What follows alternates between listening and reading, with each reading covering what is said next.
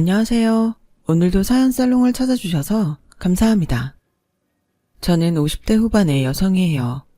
얼마 전 제 딸이 그렇게 원하던 유학이 결정됐어요. 모두 어렵고 힘들 때인데 대학 가서 자기 힘으로 용돈 벌고 돈 모으면서 열심히 공부하더니 결국 자기 꿈을 이루었네요. 딸이 꿈을 이루니 저도 제 할 일을 다 한 기분이에요.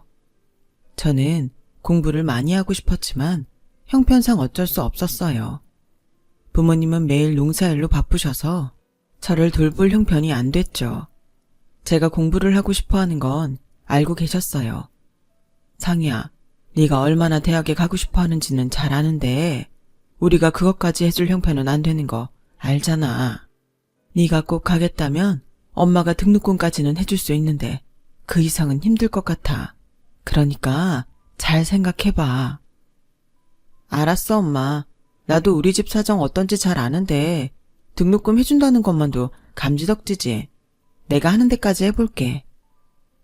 저는 고3 한 해 동안 그 어느 때보다 더 열심히 공부를 했고 그 결과 서울 중위권 대학에 1년 장학금을 받고 들어가게 됐어요. 엄마는 없는 돈에 비싼 정장을 맞춰주셨고 아버지도 동네 잔치를 열었어요. 우리 상희가 가회도 안 하고 오로지 지 실력으로 서울에 있는 대학에 장학금까지 받고 갔다니까? 우리 동네에서 언제 이렇게 똑똑한 애 나온 적 있어? 라며 엄마는 아줌마들한테 자랑하기 바쁘셨어요. 저는 그렇게 좋아하는 부모님의 응원을 받으며 서울에 왔죠. 하지만 서울 생활이 만만한 건 아니었어요. 저는 새벽 시장에서 알바를 하고 학교 강의를 가고 끝나고 나면 또 보습학원 알바를 가야 했어요. 그러니 편하게 부모님한테 용돈 받으면서 수업 빼먹는 같은 과 애들을 보면 나만 힘들게 사는 것 같아서 힘이 빠질 때가 있었어요. 그럴 때마다 과에서 저와 같은 처지인 애들끼리 서로 위로하고 더 힘내자면서 하루하루 지나갔어요. 4학년 때에는 유학을 준비하는 애들과 대학원 가는 애들, 그리고 취직 준비를 하는 애들로 나뉘어 각자 바쁘게 지냈어요. 3학년 말에 벌써 자기가 뭘 할지 정한 애들 중에는 회사 규정에 따라서 벌써 출근을 하기도 했고요. 저희 때는 유학 가는 애들이 요즘처럼 흔치 않아서 그게 참 부러웠어요. 저보다 공부도 안 한 애들이 편하게 유학 준비를 하는 게 제일 속상했고 그래서 4학년 내내 많이 우울하게 보냈던 것 같아요. 저는 직장을 구하지 못하면 졸업하자마자 집에 내려가야 할 처지였기 때문에 여기저기 이력서를 내며 열심히 취업 활동을 했어요. 그래야 나중에라도 다시 공부할 기회가 올 것 같았거든요. 그리고 꽤 괜찮은 회사에 최종 면접까지 보고 합격하게 됐죠. 엄마는 졸업식 때 올라오셔서 저와 같이 회사 근처에 방을 구하러 다니셨어요. 졸업식에서 엄마는 과 친구들이 화려하게 치장을 하고서 가족들에게 둘러싸여서 사진 찍는 걸 보시더니 제 손을 잡고서 우리 딸이 자기 힘으로 공부해서 서울에 번듯한 직장도 갖고 네가 진짜 난 사람이다. 부모가 돼서 아무것도 못해주고 미안하다. 너도 저렇게 예쁘게 꾸미고 하고 싶은 거 다 했어야 됐는데. 됐어. 그런 말 하지 마. 난 엄마가 졸업식에 와준 것만도 고마워. 사실 아무도 안 올 줄 알았거든. 아빠도 아프시고 바쁘잖아. 그리고 난 원래 저렇게 꾸미는 거 안 좋아해. 어울리지도 않고. 저는 그것보다는 유학이 가고 싶다는 말이 목구멍까지 올라왔지만 몇 년 새에 더 늙은 엄마를 보며 그 말을 꾹 참았어요. 그때의 제 사정은 직장에 들어가서 돈을 벌 수 있는 게 다행이기도 했고요. 저는 회사에 적응하기 위해 열심히 노력했어요. 회사에는 저보다 좋은 대학을 나온 사람들이 훨씬 많았어요. 그들이 자기들끼리만 몰려다니면서 저 같은 중위권 대학 나온 사람들을 은근 차별하는 것도 있었어요. 저와 같은 처지에 있는 사원들을 만나면 그런 것 때문에 신세한탄을 하는 일이 많았지만 저는 그럴 여유가 없었어요. 어떻게든 일을 잘해서 인정받는 게 제 목표였어요. 그러다 보니 자연히 동기 중에서 제가 눈에 띄었고 제법 중요한 일을 하는 팀에 들어가게 됐어요. 하지만 그 팀에서는 저를 인정하지 않고 맨날 커피 심부름에 복사 심부름만 가득 시키더군요. 그래도 불평하지 않고 묵묵하게 맡은 일을 했더니 좀 지나서는 저한테도 일다운 일을 주더라고요. 그런 제게 다가온 사람이 있었어요. 저와 다른 팀이었는데 제가 눈에 띄었다고 하더라고요. 김상희 씨는 항상 열심히 해요. 뭐든지 잘하고요. 비결이 뭐예요? 저도 좀 가르쳐 주세요. 라며 저에게 다가왔고 저는 그 사람에게 호감을 느꼈어요. 주말에 몇 번 만나고 난 후에 그 사람은 저 상희 씨랑 정식으로 사귀고 싶은데 어때요? 상희 씨도 저 싫지 않죠? 저도 그런 느낌은 알거든요. 우리 천천히 서로 알아가 봐요. 서두르지는 말고요. 편하게 시작했으면 좋겠어요. 저는 일이 먼저였기 때문에 연애에만 빠지는 건 원하지 않았어요. 그래서 서두르지 않고 천천히 알아가 보자는 게 마음에 들었죠. 저와 그 사람은 가벼운 마음으로 만나기 시작했고 점점 서로를 좋아하게 됐어요.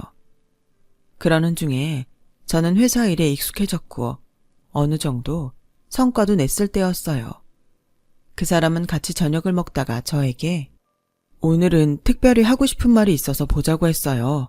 여기 이거 프로포즈 반지예요. 라며 반지 상자를 내밀었고 저는 그걸 받았어요.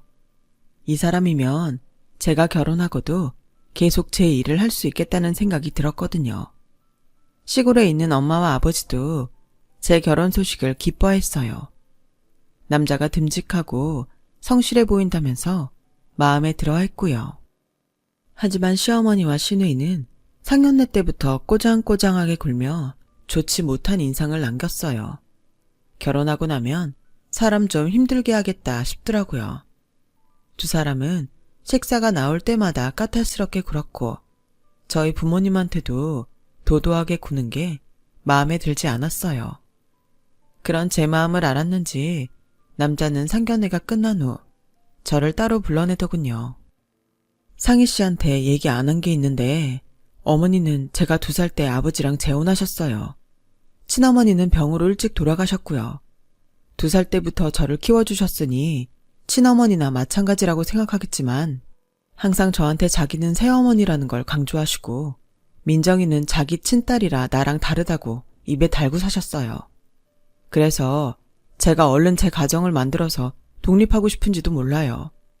원래 저한테 애정이 없어서 저러는 거니까 결혼하고 우리랑 크게 상관 안 하고 살 거예요. 아버지도 돌아가시고 안 계시잖아요. 너무 마음 상하지 말고 조금만 참아요. 라며 따뜻하게 위로했고 저는 그 말에 마음을 다잡고 결혼을 할 수 있었어요. 남편 말대로 시어머니는 저희를 부르지도 않고 간섭도 안 하더라고요. 정말 남편을 자기 자식으로 생각 안 하는가 보다 그런 마음이 들 정도였죠. 그렇게 반년 정도를 보냈는데 갑자기 시누이가 회사로 전화를 해서 저를 찾더군요. 내일이 엄마 생일인 건 알아요? 아무리 피가 안 섞였대도 시어머니인데 생일은 챙겨야 되는 게 맞죠? 그냥 입 씻고 지나가면 너무 뻔뻔하지. 지가 어떻게 컸는데. 오늘 그이 지방 출장 가서 자리에 없어요. 바빠서 얘기 못하고 간 것 같아요. 제가 내일 생신 챙길게요.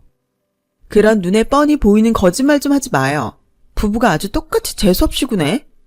라더니 일방적으로 전화를 탁 끊어버렸어요. 저는 다음날 백화점에서 과일 바구니하고 고급 스카프를 샀고 일이 끝나자마자 시어머니한테 갔어요. 시어머니는 화려하게 차려입고 막 외출하려고 집을 나서던 참이었어요. 아니, 네가 무슨 일로 여기까지 왔냐? 어머니, 생신 축하드려요. 이거 그이하고 제가 준비했어요.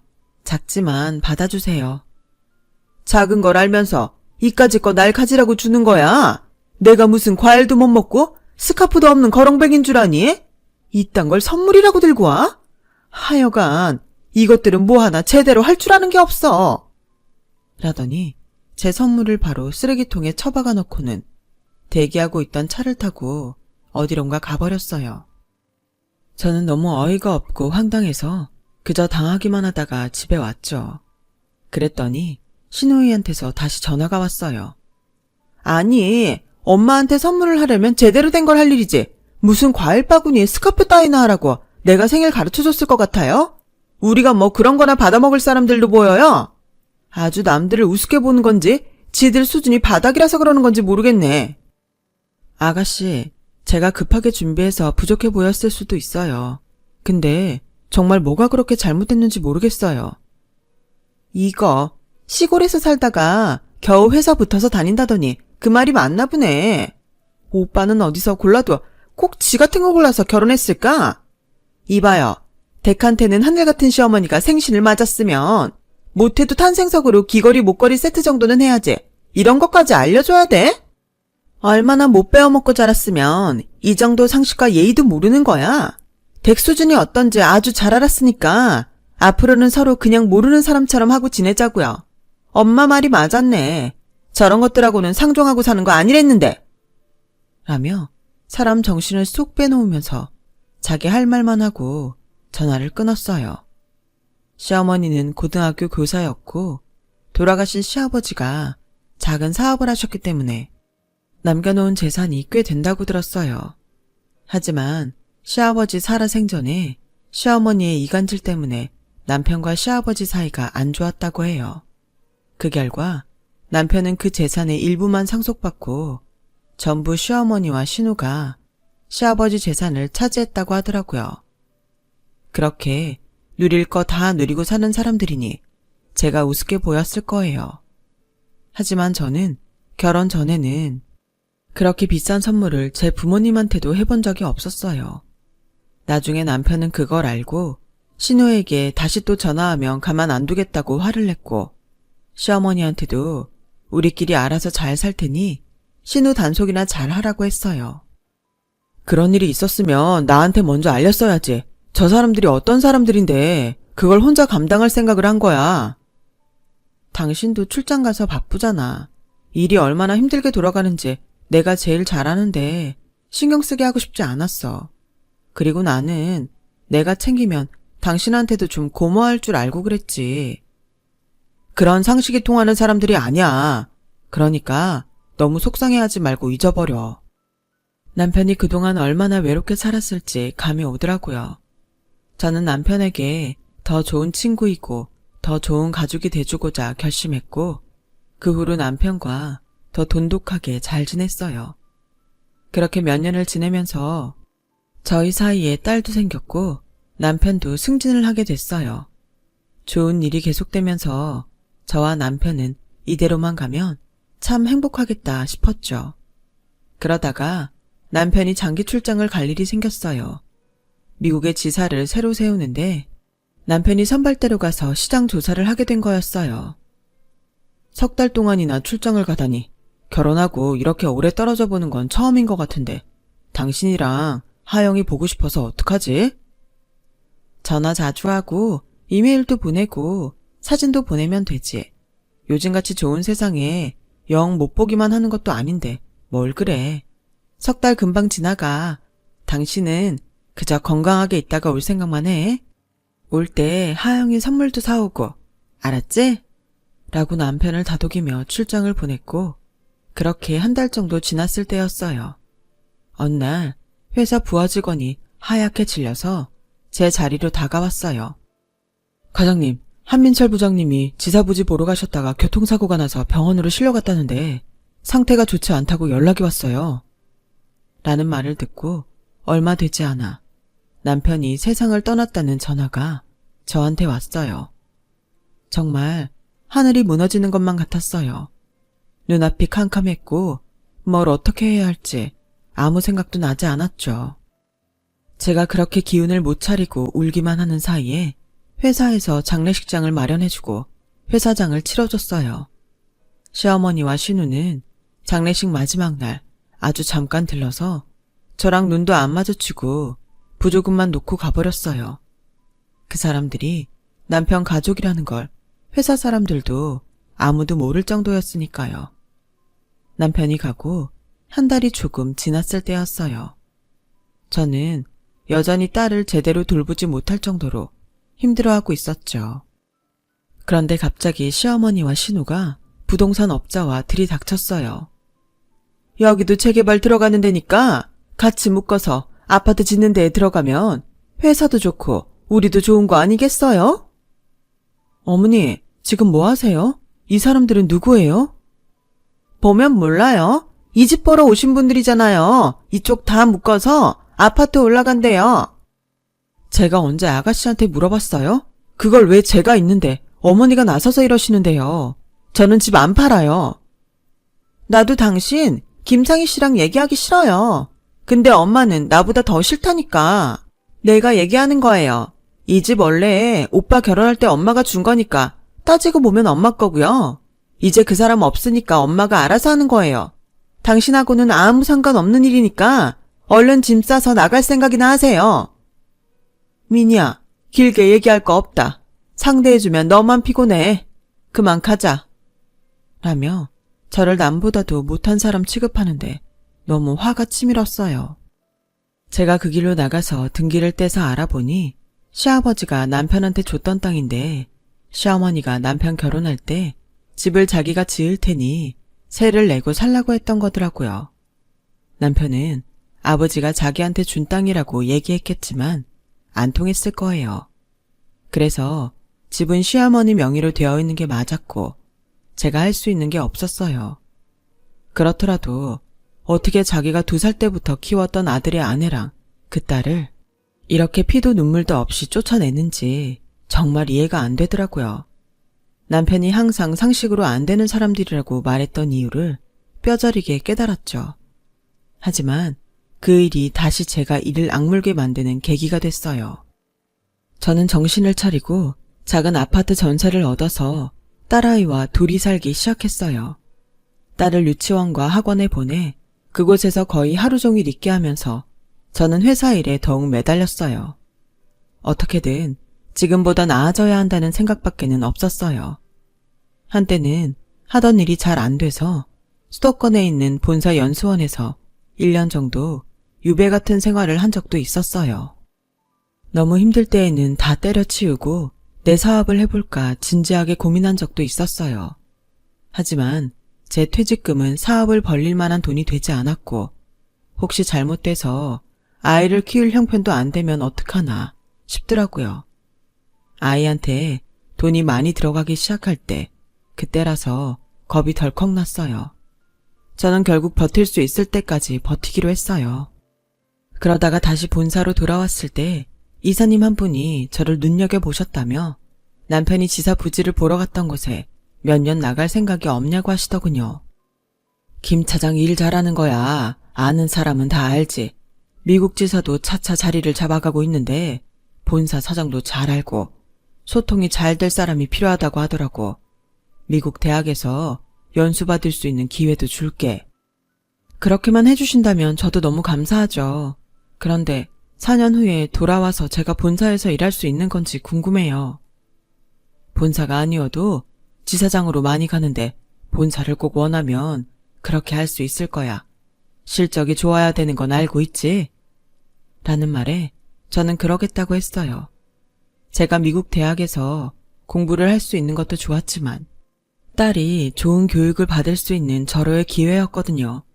고생 끝에 복이 온다더니 이런 건가 하는 생각이 들 정도였어요. 그렇게 저와 딸은 비행기에 몸을 싣고 생전 처음 미국을 가게 됐어요. 저는 남의 나라이다 보니 문화가 달라서 어려운 게 많았는데 딸은 어려서 그런지 처음에만 좀 힘들어하더니 금세 적응해서 친구들도 많이 사귀고 잘 지내더라고요. 무엇보다 아이가 밝아지고 자신감이 생긴 게 좋았어요. 한국에서는 아빠도 없는데 엄마하고도 같이 지낼 시간이 많이 없으니 자기도 모르게 위축이 됐던 것 같아요. 저도 회사 실적에 신경 쓰이긴 했지만 제게 주어진 시간을 최대한 잘 활용하려고 노력했어요. 그 결과 미국 대학원 1년 과정도 무사히 수료했고 지사 실적도 괜찮았어요. 꽤 괜찮은 기업들과 저희 회사 기술 제공 계약을 맺었거든요. 저는 그렇게 4년간 무사히 제 일도 잘 마치고 공부도 하고 정말 꿈만 같은 시간을 보내고 한국에 돌아왔어요. 회사에서는 마침 신임 상무를 뽑고 있었고 이사님이 저를 추천해서 후보에 올라가게 됐어요. 그때는 떨어졌지만 2년 후 다시 상무를 뽑을 때에는 제가 그 자리에 있을 수 있었죠. 아이는 어느새 중학생이 되어 있었어요. 저는 시골에 혼자 계신 엄마를 모셔와서 같이 살기로 했어요. 나이 드시고 혼자 있으면서 여기저기 아픈 데가 많으셨거든요. 엄마는 저와 딸 옆에 3년을 계시다가 눈을 감으셨어요. 그러면서 딸은 고3이 돼서 대학 입시 준비를 했어요. 처음에는 미국에 있는 대학에 바로 가고 싶다고 하더니 한국에서 대학 생활을 하고 미국에 유학을 가겠다고 하더군요. 저는 마음대로 해보고 싶은 대로 다 하라고 했죠. 제가 예전에 그러지 못해서 딸은 실컷 원하는 대로 하길 바랐어요. 그리고 딸아이 입시가 끝나고 나서 저는 예전에 남편과 살던 집을 사기로 했어요. 몇 년 전 우연히 알게 됐는데 저희가 살던 집은 재개발이 되지 않았더라고요. 어떻게 된 일인지 계속 미뤄져서 여전히 예전 모습 그대로 있었어요. 저는 그때 그 집을 사야겠다고 마음먹고 계획을 세웠죠. 제가 집을 계약하러 갔다가 시어머니와 만나게 됐어요. 저희를 내쫓았을 때 집을 팔지 못하고 계속 갖고 있었던 모양이더라고요. 시어머니는 놀라서 저를 위아래로 몇 번이나 훑어보더라고요. 10년이면 강산도 변한다고는 했지만 네가 이렇게 변할 줄은 몰랐다. 먹고 살만한 모양인가 본데 여기까지는 어쩐 일이냐? 아직도 이 집에 미련이 있는 건 아니지? 그런 건 꿈도 꾸지 마라. 제가 이제 와서 이걸 달라고 했겠어요? 전 오늘 할머니 만날 생각도 안 했는데요. 너는 여전히 예의도 모르고 수준도 쌍스럽구나. 여사님이나 선생님이라고 할 줄은 몰라도 할머니라고 할 줄은 몰랐다. 할머니를 할머니라고 하지 뭐라고 해요? 할머니가 지금 선생님도 아니고 무슨 직책이 있는 것도 아니잖아요. 그래, 너 같은 게 참 지자식 잘도 키웠겠다. 우리 미니 아들은 작년에 대학 들어가고 올해 유럽도 갔다 왔어. 성적도 얼마나 좋은지 아니? 1학기 장학금도 받는다고 하더라. 해외 연수도 자주 가서 영어도 잘해. 자식을 키우려면 이 정도는 돼야지. 니네 딸은 시골에서 흙 파다온 엄마 밑에서 뭘 보고 자랐을지 걱정이다. 제가 할머니 손자 자랑 들을 이유도 없고 할머니가 제 딸 걱정할 필요도 없겠지만 한마디 하면요. 제 딸도 대학 붙었어요. 과 수석으로요. 그리고 왜 집 계약하는데 부동산 중개인도 없이 이렇게 하는지 이상하네요. 아무리 인터넷에 직거래로 내놨다고 해도 그렇죠. 뭘 보고 계약하죠? 아니, 네가 이 집을 산다고 연락한 그 사람이라고? 그게 정말이야? 라며 놀라는 시어머니한테 일단 계약을 보류하자고 하고 돌아왔어요. 그런데 알고 보니 시어머니는 신우를 내세워 그 집을 다른 사람에게 팔았더라고요. 그래놓고 또 저하고 계약을 해서 돈만 받고는 해외로 도망갈 생각이었던 거예요. 시어머니는 부동산 투자를 한답시고 사치를 부리면서 여기저기 손댔다가 전부 망하고 재개발이 미뤄져서 남겨뒀던 남편 집만 남은 거였어요. 신우는 이혼하고 시어머니한테 의지해서 살다가 돈이 떨어지니 둘이 사기를 친 거죠. 시어머니와 신우는 곧 체포가 됐고 경찰서에 진술하러 간 저를 보더니 두 손을 모으고는 눈물을 뚝뚝 흘렸어요. 얘야, 정말 미안하다. 어떻게 하다 보니 이렇게 됐어. 제발 한 번만 선처해다오. 언니, 제가 그동안 연락도 못하고 너무 미안했어요. 제가 이제 언니한테 잘할 테니까 이번 한 번만 좀 봐주세요. 절 그 집에서 쫓아낼 때 며느리로 생각도 안 하고 김상희 씨라고 부르던 사람들이 갑자기 왜 이러세요? 그리고 이게 제가 봐주고 말고 할 문제인가요? 댁들이 죄를 지었으면 벌을 받아야죠. 언제까지 당신들 억지가 이 세상에 통할 줄 알았어요? 라며 차갑게 뿌리쳤어요. 전에 집을 계약했던 두 사람도 그 두 사람을 고소했더군요. 저는 그 사람들을 도왔죠. 법적인 절차를 밟아서 그 집을 샀고 제 이름으로 명의도 변경했어요. 그렇게 두 사람과 저희 집의 질긴 악연은 끝이 났고 두 사람은 집행유예를 받은 뒤에 지방 어디로 떠났다는 말만 들었어요. 그리고 오늘에 이르게 된 거죠. 저는 그때 시댁이라는 사람들한테 너무 질렸어요. 무엇보다 딸을 잘 키우고 싶어서 결혼을 안 했지만 제 딸은 자기 공부 잘하고 좋은 사람 만나서 잘 살았으면 하는 바람이 간절합니다. 제 얘기는 여기까지예요. 긴 시간 동안 제 얘기 들어주신 분들, 하고자 하시는 일 모두 잘 되시고 모두들 앞으로 좋은 일만 있으시길 바랄게요. 행복하시고 건강하세요. 여러분, 사연 댓글에 응원과 현명한 조언 부탁드려요. 좋아요와 구독은 저에게 큰 힘이 됩니다. 오늘도 좋은 일 가득하세요.